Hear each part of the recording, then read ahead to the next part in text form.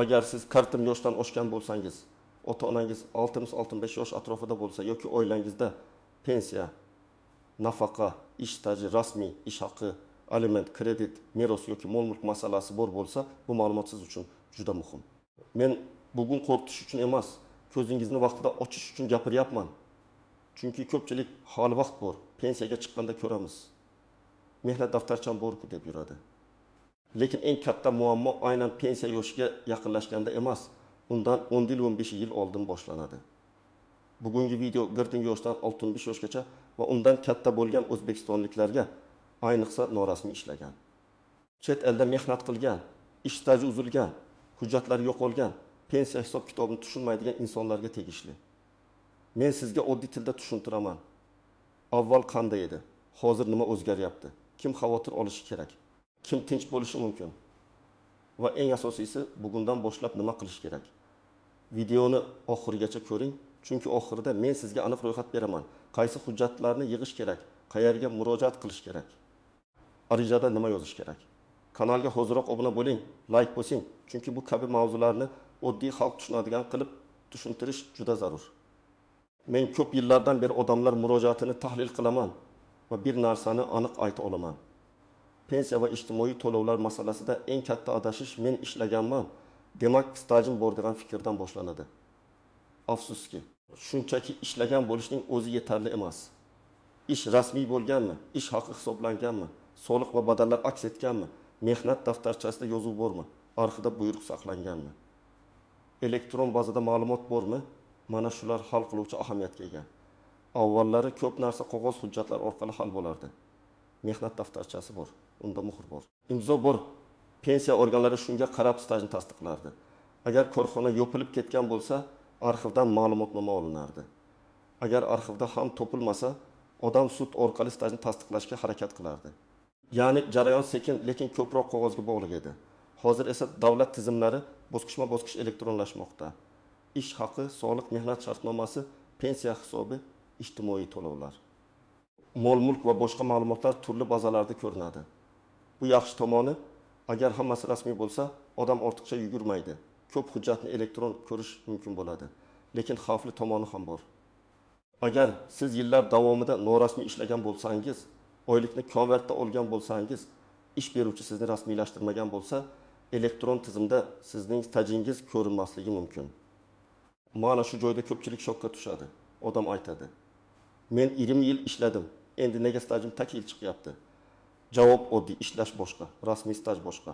Siz ustada, bozorda, fermerda, qurilishda, do'konda, oshxonada, chet elda yoki tanish bilishning biznesida ishlagan bo'lishingiz mumkin. Lekin hujjat bo'lmasa, rasmiy tizim oldida bu davrni isbotlash qiyinlashadi. Asosiy o'zgarish shunda, endi odamlarning mehnat tarixi, daromadi va ijtimoiy huquqlari ko'proq elektron ma'lumotlar, rasmiy qaydlar va tekshiruvlar asosida baholanadi. Bu qonunchilikdagi tartiblarning kuchayishi va raqamlashtirish bilan bog'liq. Bu bir tomondan adolatli. Kim rasmiy ishlagan bo'lsa, uning huquqi ko'rinadi. Ikkinchi tomondan yillar davomida norasmiy mehnat qilgan insonlar uchun jiddiy muammo tug'iladi. Birinchi navbatda dardi bema'ni yoshdagi insonlar bu masalaga befarq bo'lmasligi kerak. Nega? Chunki sizda hali vaqt bor. Agar bugun stajingizda bo'shliq borligini bilsangiz, keyingi 10 yilni rasmiy ishlash, yakka tartibdagi tadbirkor sifatida faoliyat yuritish, o'zini o'zi band qilgan shaxs sifatida ro'yxatdan o'tish yoki kerakli hujjatlarni tiklash orqali vaziyatni yaxshilashingiz mumkin. Ammo 30 yoshga kelib, endi nima qilaman desangiz, ayrim narsalarni tiklash juda qiyin bo'ladi. Masalan, 45 yoshli Akmal aka 2 yil Rossiyada qurilishda ishlagan, keyin O'zbekistonda ustachilik qilgan. Pul topgan, oila boqqan, uy qurgan. Lekin rasmiy staji O'zbekistonda atiga 6 yil chiqdi. Chunki chet eldagi ishlarning aksariyati shartnomasiz bo'lgan. O'zbekistonda ham patent yoki o'zini o'zi band qilish orqali rasmiylashtirmagan. Akmal aka hozir harakat qilsa, hali kamida 15 yil rasmiy staj yig'ishi mumkin. Lekin agar u yana hali vaqt bor deb yuraversa, pensiyaga yaqinlashganda minimal talablarni bajarish ham qiyin bo'lishi mumkin. Ikkinchi misol, 52 yoshli Dilbar opa 25 yil tikuvchilik qilgan. Avval fabrikada 8 yil ishlagan. Keyin uyda buyurtma olib tikkan. Mahallada ko'pchilik uni taniydi. Lekin rasmiy hujjatda faqat fabrikadagi 8 yil bor. Uyda qilgan mehnati real, halol, og'ir mehnat, lekin pensiya hisobida avtomatik tarzda staj bo'lib qo'shilmaydi.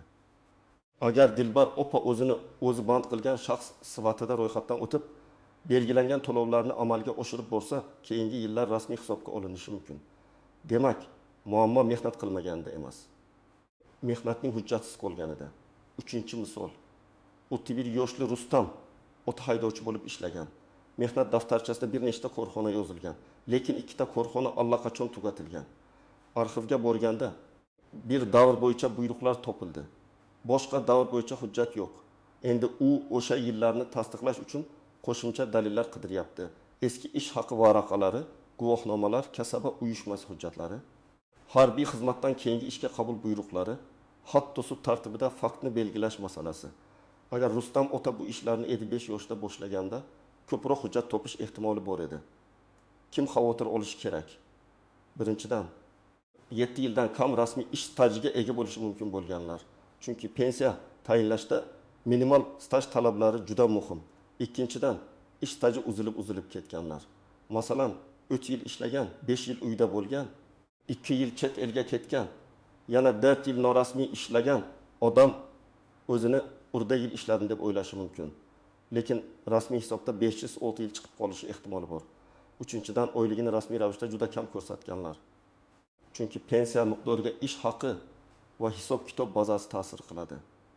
Agar sizga amalda 5 million so'm berilgan, lekin hujjatda 1 million 200 ming so'm ko'rsatilgan bo'lsa, ertaga pensiya hisobida aynan rasmiy ko'rsatkichlar ahamiyatga ega bo'ladi. Kim nisbatan tinch bo'lishi mumkin? Rasmiy tashkilotda uzluksiz ishlagan, mehnat shartnomasi bo'lgan, ish haqi bank orqali tushgan, soliq va ijtimoiy to'lovlar aks etgan, elektron mehnat daftarchasida ma'lumotlari to'g'ri ko'ringan odamlar. Lekin men ularga ham umuman xavotir olmang demayman. Chunki hatto rasmiy ishlagan odamda ham ism familiyada xatolik, tug'ilgan sana noto'g'ri yozilishi, eski korxona nomi almashgani, buyruq raqami tushib qolgani, mehnat daftarchasidagi muhr o'qilmasligi kabi muammolar bo'lishi mumkin. Alohida e'tibor beradigan qatlam ayollar. Ko'plab ayollar bola parvarishi, oilaviy sharoit, turmush o'rtog'ining ishi, ko'chishlar sabab mehnat bozoridan uzilib qolgan. Ayrim davrlar qonunchilikda belgilangan tartibda stajga qo'shilishi mumkin. Ayrim davrlar esa faqat hujjat bilan tasdiqlanganda inobatga olinadi. Shuning uchun ayollar men uy bekasi bo'lganman, menga baribir pensiya chiqmaydi deb qo'l siltamasligi kerak. Har bir davr alohida tekshiriladi. Qachon ishlagan, qachon bola parvarishda bo'lgan, qachon o'zi band qilgan, qachon boshqa daromad manbai bo'lgan. Yana bir muhim guruh chet elda ishlaganlar. Chet elda mehnat qilgan davrlarning pensiya uchun hisobga olinishi mamlakatlar o'rtasidagi kelishuvlar, rasmiy mehnat shartnomalari, sug'urta to'lovlari va tasdiqlovchi hujjatlarga bog'liq. Men Moskvada 10 yil ishladim degan gapning o'zi yetmaydi. Qaysi tashkilotda, qaysi shartnoma bilan, qaysi hujjat asosida, qaysi to'lovlar amalga oshirilgan, bular muhim. Agar siz hozir ham chet elda bo'lsangiz, ish beruvchidan shartnoma nusxasi, ish haqi ma'lumotnomasi, sug'urta yoki soliq to'lovlari bo'yicha tasdiqlarni saqlab qo'ying. Eng katta tuzoq, mehnat daftarcham bor, hammasi joyida degan ishonch. Ha, mehnat daftarchasi muhim hujjat. Lekin undagi yozuvlar aniq, muhr va imzolar to'g'ri, korxona mavjudligi yoki hujjatlari tasdiqlanishi kerak. Ba'zan daftarchada yozuv bor, lekin buyruq topilmaydi. Ba'zan ishga qabul yozilgan, ishdan bo'shagan sana yo'q. Ba'zan korxona nomi bir joyda boshqacha, boshqa joyda boshqacha yozilgan. Bunday mayda ko'ringan xatolar pensiya tayinlashda oylar davomida yurishga sabab bo'ladi. Ikkinchi tuzoq, mening nomimga plastik kartaga pul tushgan. Demak, rasmiy ishlaganman degan fikr. Plastik kartaga pul tushgani har doim ham rasmiy ish haqi degani emas. U qarz qaytarish, xizmat haqi, oila a'zosi o'tkazmasi yoki boshqa to'lov bo'lishi mumkin. Rasmiy ish haqi sifatida hisoblanishi uchun mehnat shartnomasi, ish beruvchi hisoboti soliq bazasida aks etishi muhim. Uchinchi tuzoq, qarzdorliklar. Ayrim odamlar pensiya yoshiga yetganda aliment, kredit, kommunal qarz, sud ijrosi yoki boshqa majburiyatlari borligini unutadi. Pensiya tayinlangandan keyin ayrim qarzdorliklar bo'yicha ushlab qolishlar bo'lishi mumkin. Men bu yerda pensiyangizni olib qo'yishadi deb vayma qilmayapman, lekin qarz masalasini oldindan tekshirish kerak. Chunki odam pensiya chiqdi deb reja qiladi. Keyin bir qismi ijro hujjati bo'yicha ushlab qolinsa, oilaviy byudjetga og'ir ta'sir qiladi. 4-tuzoq mol-mulk va ijtimoiy nafaqalarni aralashtirib yuborish. Pensiya bilan kam ta'minlanganlik nafaqasi bir xil narsa emas. Pensiya odatda mehnat staji va daromadga bog'liq. Ijtimoiy nafaqalar esa oilaning daromadi, tarkibi, mol-mulki, ehtiyojmandlik mezonlari bilan bog'liq bo'lishi mumkin. Shuning uchun qo'shnimga berishdi, menga nega berishmadi degan savolga javob har doim bir xil emas. Qo'shningizning oilaviy tarkibi, daromadi, kadastrdagi mulki, avtomobili, farzandlari, rasmiy ma'lumotlari boshqacha bo'lishi mumkin. 5-nozik jihat hujjatlardagi ism familiya masalasi. Masalan, pasportda Muhammad Ali, mehnat daftarchasida Mamad Ali, diplomda Muhammad Ali, nikoh guvohnomasida familiya o'zgargan, odam buni arzimas deb o'ylaydi. Lekin tizim uchun bu turli shaxsdek ko'rinishi mumkin. Ayniqsa ayollarda nikohdan keyingi familiya o'zgarish sabab diplom, mehnat daftarchasi, tug'ilganlik haqidagi guvohnoma, nikoh guvohnomasi bir-biriga bog'lanishi kerak. 6-jihat arxivlar. Korxona yopilgan bo'lsa, uning hujjatlari davlat arxiviga yoki tegishli idoraviy arxivga topshirilgan bo'lishi kerak. Lekin amalda har doim ham hammasi tartibli bo'lmaydi. Shuning uchun odam korxona yo'q, demak stajim ham yo'q deb taslim bo'lmasligi kerak. Avval tuman yoki shahar arxiviga, keyin viloyat arxiviga, kerak bo'lsa korxona vorisi bo'lgan tashkilotga murojaat qilinadi. Hujjat topilmasa, boshqa dalillar yig'iladi. 7-jihat pensiya yoshiga yaqinlashganda ish haqi keskin oshishi har doim ham kutilgan natijani bermaydi. Ba'zi odamlar oxirgi 22 yil yuqori oylik qilsam, pensiyam katta bo'ladi deb o'ylaydi. Pensiya hisoblash tartibida ish haqi davrlari, cheklovlar, koeffitsiyentlar va boshqa qoidalar bo'lishi mumkin. Shuning uchun faqat oxirgi yilga suyanish noto'g'ri. Eng to'g'ri yo'l butun mehnat faoliyati davomida rasmiy daromadni to'g'ri yuritish. 8-jihat o'zini o'zi band qilganlar va yakka tartibdagi tadbirkorlar. Ko'pchilik men tadbirkorman, demak pensiyam avtomatik bo'ladi deb o'ylaydi. Tadbirkorlik faoliyatida ham ro'yxatdan o'tish, belgilangan soliqlar yoki ijtimoiy to'lovlar, faoliyat davri va hisobotlar muhim. Agar faoliyat rasmiy ro'yxatda bo'lmasa yoki majburiy to'lovlar bajarilmasa, keyin staj masalasida savollar tug'ilishi mumkin. Endi eng muhim qismga o'tamiz. Men sizga bosqichma-bosqich aniq yo'lni aytaman. 1-qadam. O'zingizning rasmiy mehnat tarixingizni tekshiring. Buning uchun yagona interaktiv davlat xizmatlari portali orqali, ya'ni My-Boydgoh Alif, uz orqali mavjud ma'lumotlarni ko'rishga harakat qiling.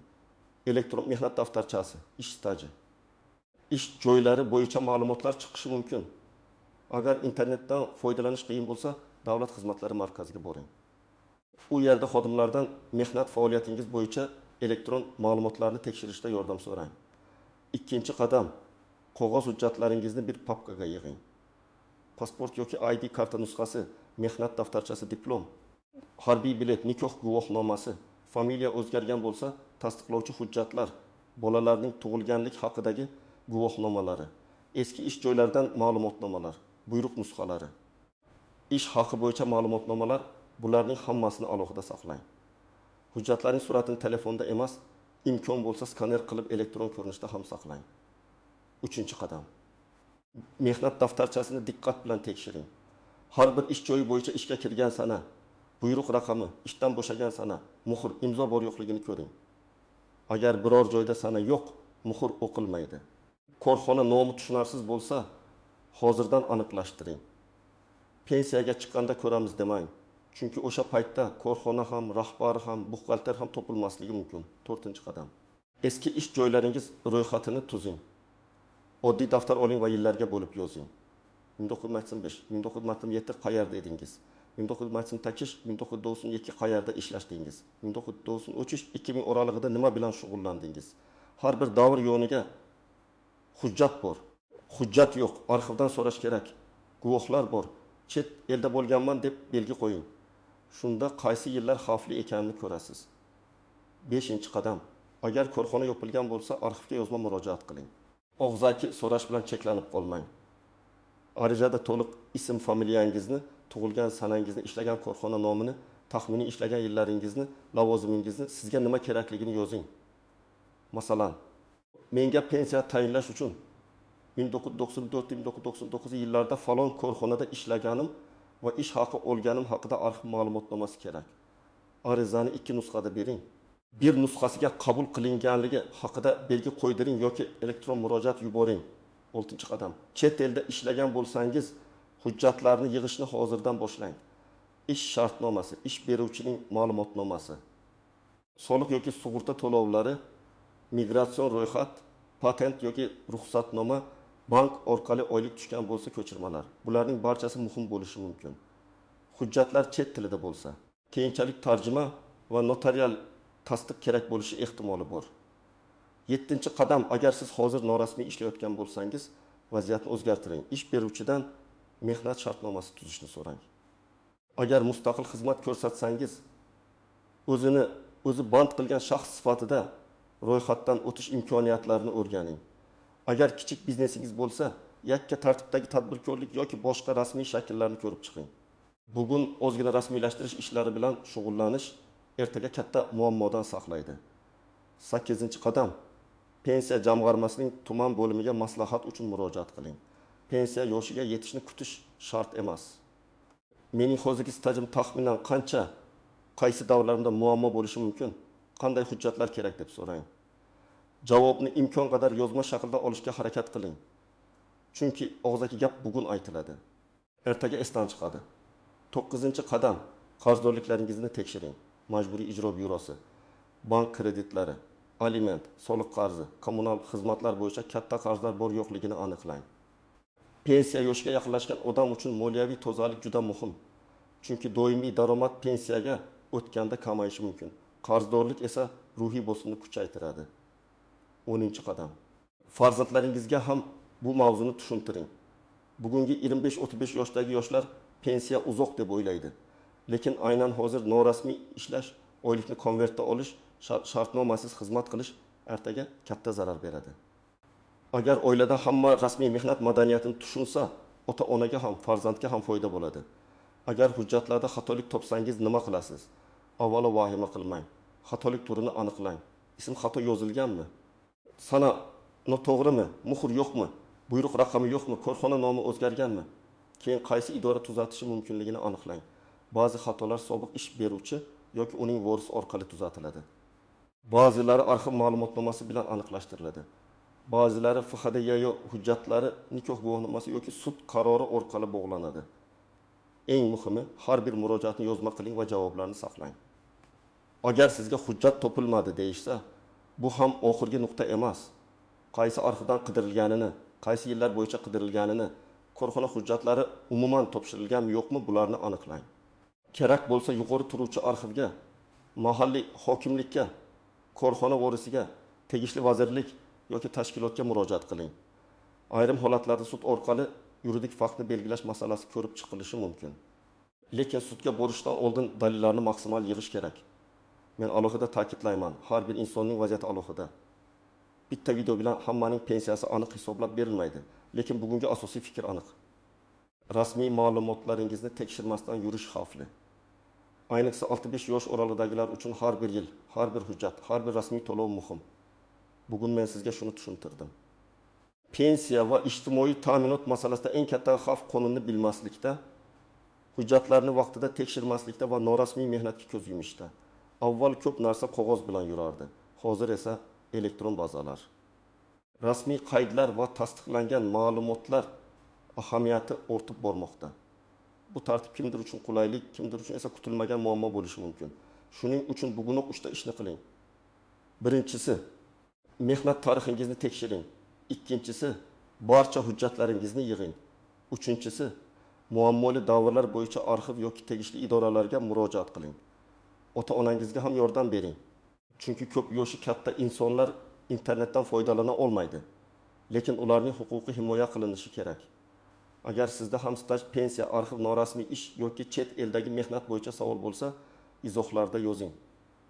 Qaysi viloyatdan ekaningizni va muammo nimada ekanini qisqa tushuntiring. Men keyingi videolarda eng ko'p uchraydigan savollarni alohida tahlil qilaman. Videoga like bosing. Kanalga obuna bo'ling va bu videoni 40 ming yoshdan oshgan yaqinlaringizga yuboring. Chunki ba'zan bitta vaqtida ko'rilgan video odamni yillar davom etadigan muammodan saqlab qoladi.